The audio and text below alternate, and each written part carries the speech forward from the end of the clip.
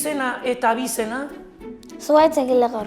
Zuaitz? Egilegor. Egilegor, oso zuaitz. Zure izena eta abizena? Josef Beneli. Josef Beneli. Aizu, Zuaitz, eskolan bronkak jasotzen aldituzu asko mugitzen zarelako, asko hitz egiten duzulako? Bai, tita batean, bai. Zer egiten zara, asko hitz egiten duzu? Jangelan hitz egite dau, eta beti bronkak da.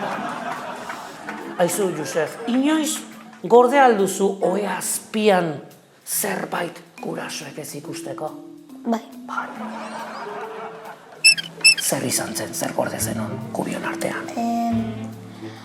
Egun baten gorde genituen txutxek, Txutxek, eta beste egun baten euro bat. Euro bat, oso bi. Eta ez ziren konturatu? Ez. Lasai ordu. Inoiz jangelako janaria ez zaizulako gehiegi gustatzen hartuta bota duzu. Ez. Agian egunan batean gorde edo bota edo poltsikon sartu zerbait. Paperian utzik. Paperan utzi, claro, oso ongi dago. Eskolan askotan aspertzen altzara? Bai. Bai. Beti.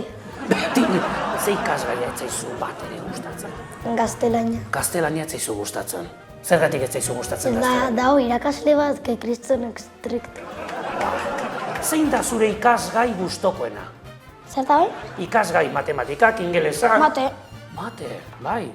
4x4? 12. Oso ongi. Mate da tope. 4x4, 12. 16, Zuaitz. Ez zenuk aprobatuko nerekin. Ai.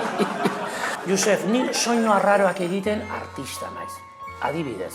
Kaixo, Josep, zer moduz daude? Begira ze ahotsa jaz. Zu baldakizu zerbait arraro egiten? Ahotsaren bat, soinuaren bat. Bai, bakarrik katua. Katua, ber nola egiten du katua.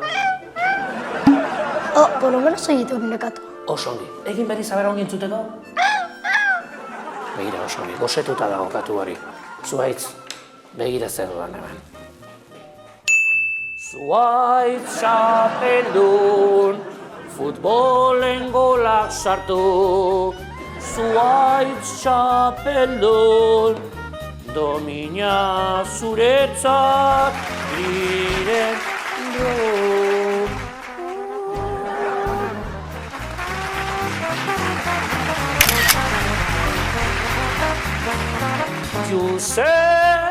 Josef, begira zer dudan. Egiaren domina zuretzat, zuretzat.